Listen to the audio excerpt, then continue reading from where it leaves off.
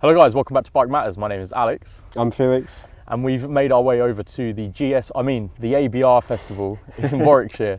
I say GS Fest because there's so many GSs about, and that's a good thing really. It's a beautiful festival. We've been doing quite a lot of seeing about. We've been riding the Tenere 700 World Raid, which was just a fantastic experience. Seeing a load of talks, having a couple of beers in the evening. Yep. And just enjoying it. It's been a great time. So let's have a little chat about it, a few tips and tricks about the festival, what to expect when you come down, and just get into it. So let's go.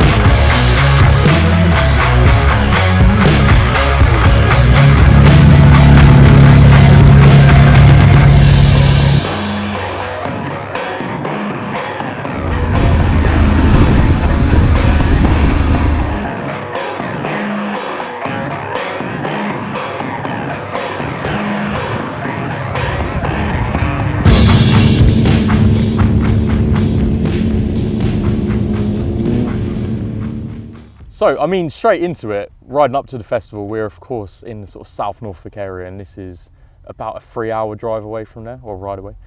And of course, you can see behind me, I came on the Hornet, which isn't quite an adventure machine. We did see another Hornet. Only one, other than the one at the manufacturer's stand, but there was another yellow Hornet. And I was hooping and hollering. I was like, there's another Hornet, He didn't see you though, he didn't see you. No, he was probably struggling on the commuter express that we call it. Because that's one thing that we really found. When you turn up to the festival, we were actually amazed because you you rode in, there's bikes instantly everywhere. There's people doing training courses, there's people doing the trails. There's like, what, 30 kilometres of trails Yeah, here? 30 kilometres, yeah, it's mental. It was such a beautiful sight, and we were just like, this is it, this is amazing. And yeah, I mean, even before getting here, we knew that there'd be a load of bikers here. It's like, I think it's one of those things though, you don't know what to expect. It's such a out there kind of festival. You can't predict what you're going to see. So when you're literally riding in the gates and there's bikers holding up cars, the road has come to a halt and there's just a feed of people coming in. Yeah, and then as you approach and it's descending down on you from the trails, just all everywhere bikes. Everyone just converging everywhere on the bikes. festival. Ragley Hall or Raggedy Hall.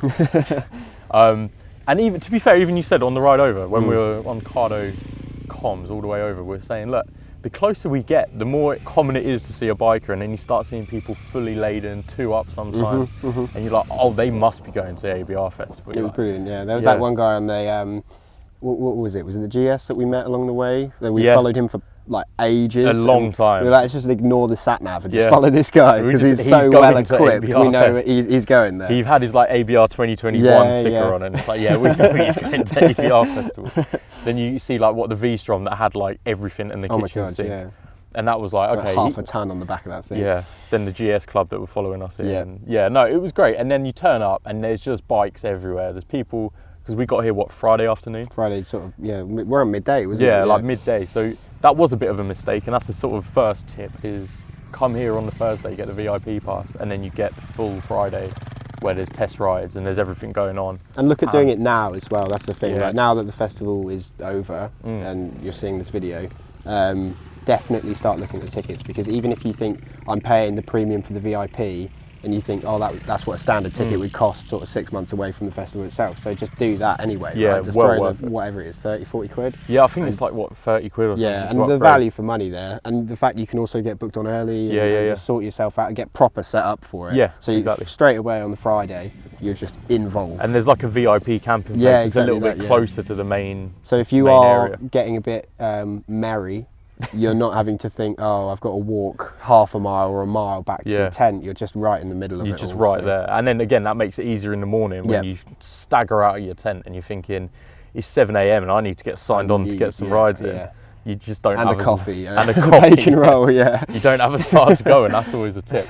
But see, that's the thing. That's, I'm sure you've been to a festival before. I've been to many festivals, and it is exactly what you'd expect a festival to be. Oh, totally. But for bikers, and even as we say this, there's like a CRF buzzing There's just about some people cutting about, and that's the thing. it is just like a festival, but you have a motorbike, and so you just drive everywhere.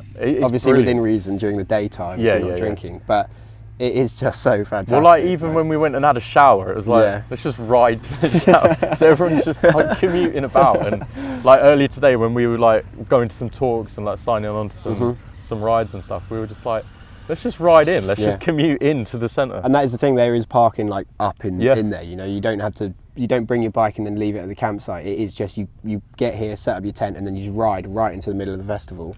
Actually, there was that one fella that rode right into the middle. He was too deep. As in right next to the Yamaha stand. Poor guy, they made him walk it out. They made him walk the bike out. Oh, yeah. Yeah, that was funny. So no, there is bike parking, but it's like a little bit away, so that you don't have to walk like a whole mile or whatever.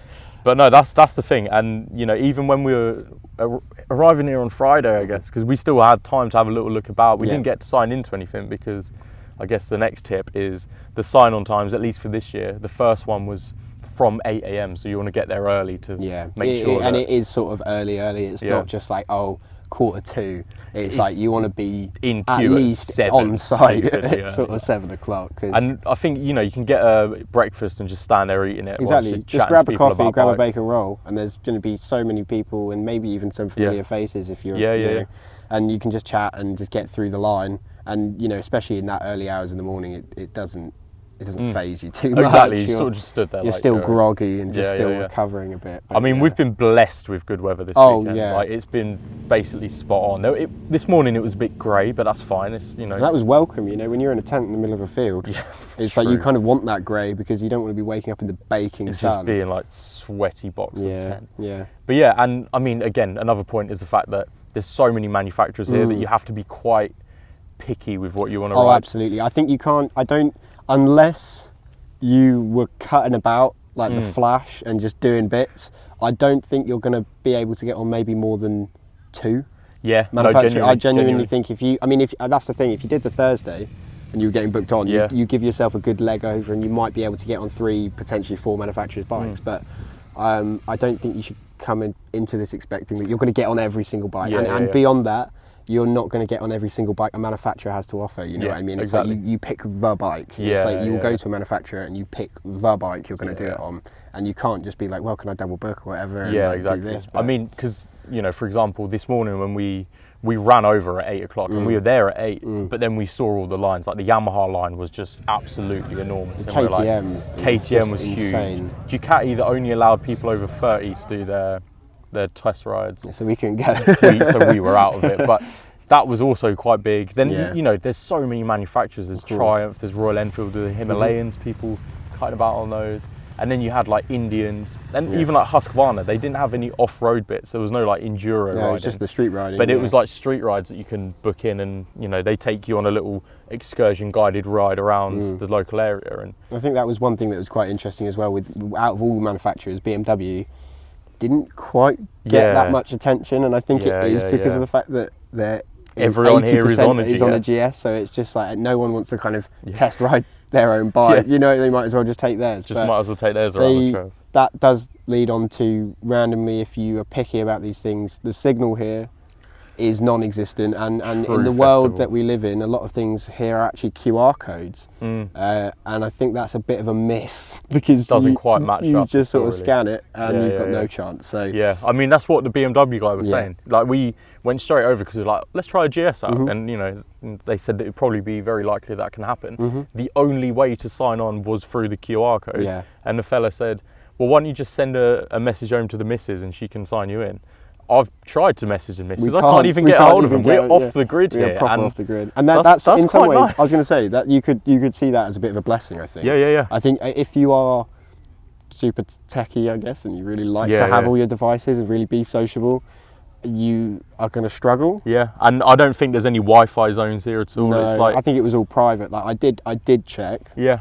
But it was sort of a bar staff Wi-Fi. Yeah, I saw like ABR bar. I think if you were cheeky and if you were, you know, buying pints off of one particular person for a few hours, and you staring might be at your able phone to, crying, they might be like, to, you know what, you can jump on our Wi-Fi. But don't expect to have signal. No, and realistically, like that's not what it's about. Being Oh, here, 'cause totally. You can fully immerse yourself in the adventure world. Like again, we haven't even spoken about what you can do here. Oh god, yeah. There's so much to do. Like we've been here for the 2 days, and we've been running about doing loads of bits. So of course, we tried out the Tenere that we've yet to speak about, but we've also been doing some bits. Right, mate.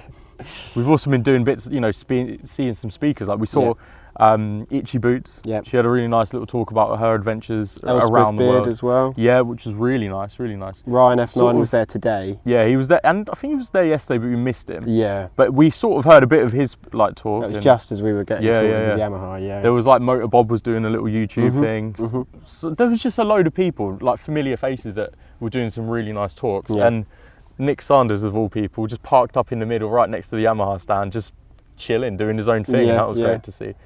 So that's the thing, like you can come here and go see all of the speeches, you can try ride all the bikes. There's a whole 30 kilometers of trails to ride, and you can do all of that with your own bike, because I'm not sure you could go to a manufacturer, borrow a bike and go on the 30 kilometer I think that trails. again was a bit of a miss Yeah. on our behalf, was that I think if you can, obviously within limitations, but if you are an adventure bike rider, get the knobblies and get it sorted so that you can Well get ahead of here time. and you can just jump straight on the trails and get that trail pass as well. Yeah. Because obviously if you aren't fancying it, just go to the manufacturers, just jump on bikes. But if you want to be out all day, you need to be equipped, and you can't expect to just jump on a manufacturer's bike. It's just not going to happen. Yeah, because I foolishly thought that you go to a manufacturer and say, "Oh, I fancy a multi-strada for the day," And they'd then be you like, can "Yeah, go on." and you can just go wherever you want. And but they that just say, wa- "Go on, it then here's the wasn't keys." case, That yeah. wasn't it at all. You get a set trail, you do your own little followed guide riding. You know, it was 20 minutes, half an hour, but it wasn't quite the full experience. If you know what I mean. Like, if you're a competent rider, you ride the same course as someone who's a complete beginner. So the beginner course is basically what you're riding, and you don't get the full experience per se. But that's exactly what it's about, really. And it's quite nice to have 30 kilometers of trails here. Like, if you've got an adventure bike and you want basically unrestricted access to, I think it's 3 different trails. They've got the TRF, Bridgestone, and then just the standard like.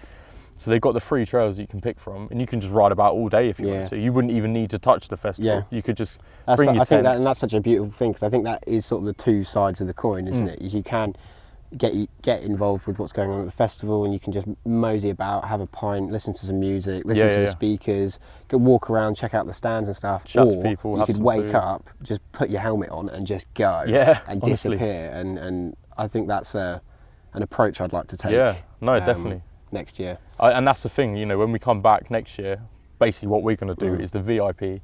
We're going to get bikes in that we can ride with off-road knobblies and just go full send on the trails. And we're going to make sure that we're here on the Thursday with the Friday and the Saturday. Because that's one thing I was surprised by. The Sunday isn't really even a day. No, there's it's no a bit of a wipeout. They have a few test rides in the morning, but I'm not sure they have anything in the afternoon. No. And it all shuts at 4. Yeah. So it's not like a festival where it's Saturday and Sunday with a little bit on Friday. It's more of a Friday and Saturday with a little bit on Sunday. So I think you really do want to get that Thursday sorted, because if you want to make a long weekend of this, it's not going to spill over into the Monday. So it's just not going to happen. Exactly. And a brief mention, of course, you've got the e-bikes. Yeah. You've got the buggies. You've got the ATVs. You've got some like trial stuff. Yeah, there was the electric trials were there, weren't they? Some axe throwing.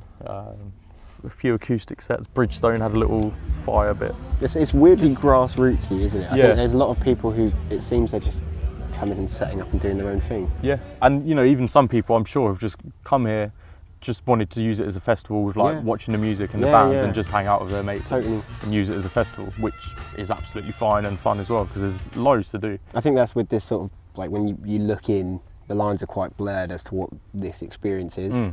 But I really think it's one of those ones you make it for yourself. Yeah, and I think the most important thing is just to get the full experience, so have the long weekend, but just do it yourself and just get here and just check it out, because there is so much to do and you won't be bored. If you are even slightly interested in motorbikes, if you even then if there's even a slight like, oh, you that's interesting, will love it. There's just so much going on.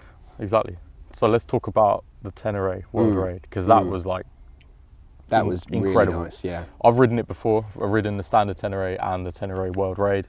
There is the World Rally, but they didn't have that as an option to ride off-road. Weirdly, they had it as the on-road option, but not the off-road. I thought that was bizarre, to be honest, but the World Raid was mega. Yeah, it so was I mean, good. You go, man, because that's the first time you've ridden with the CPT Oh motor. yeah. So like, on the whole, that engine is just completely uncharted territory for me. So to jump on it in the context of off-road, which is again uncharted territory for me, so it was just a hell of an experience. I honestly it sounds mad because I think some people think when they think off-road and stuff, they think, oh, I'd want to start light. But as my first kind of proper off-road experience, jumping on the Tenere, it was so accessible for one, but it also, you knew it had the grunt and power that if someone with capable hands had honestly, they could work that bike. And the suspension, the way it just soaked up all the lumps and bumps, and the brakes as well. And you know, there's no traction control there.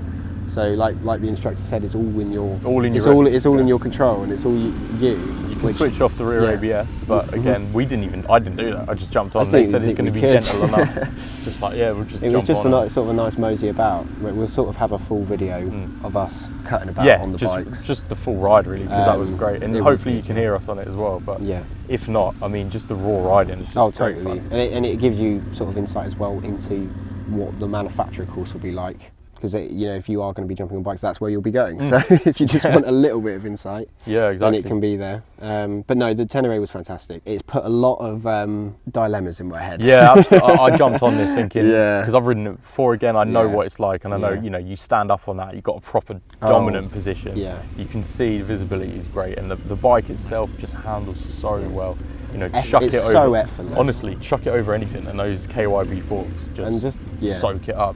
And it's one of those, I was like, I'm going to ride this again and think I need to ride it forever. I need to get one. So it's honestly, just give it some on the throttle, like, you know, second gear, and just open it up, and then it just starts. And the fact as well that we sort of jumped on what was ultimately like the big boy of it all, you know, with the twin tanks and everything like that. Yeah, what, 23-litre tank? It's just like... It was mental, like, and I think even if you did jump on the standard Tenere, I think it'd still be a fantastic bike. Oh, honestly, as I say, when I've ridden that before, that was in Wales at the Yamaha Experience. That was superb, and like the standard Tenere, even by its own merit, is just a fantastic bike. So then when you upgrade to the World Raid with the better suspension, the bigger tank, you can literally take on the world. You can just ride that forever. Well, I mean, that's another quick point we can make as well, is the bikes that are here, because again, we've called it GS Fest because everyone has a GS. But then outside of that, there's anything and everything. I mean, there was the guy with the Super Blackbird. There's just been all sorts of like mad sport. Like we saw a guy buzzing straight across on an S1000RR, didn't he? Just like on the way to check-in, getting like undertaken by a guy doing like 45 across the fields trail, on a sport bike like that. It was mega. On the Commuter Express, just 45 on that. Like, fair play to you, mate. Like, I mean, even looking about, you've got basically everything. You've got a Versys around, you've got Husqvarna Norden, Triumph Scramblers, Tiger 1200, KTM 1290, Super Adventure R.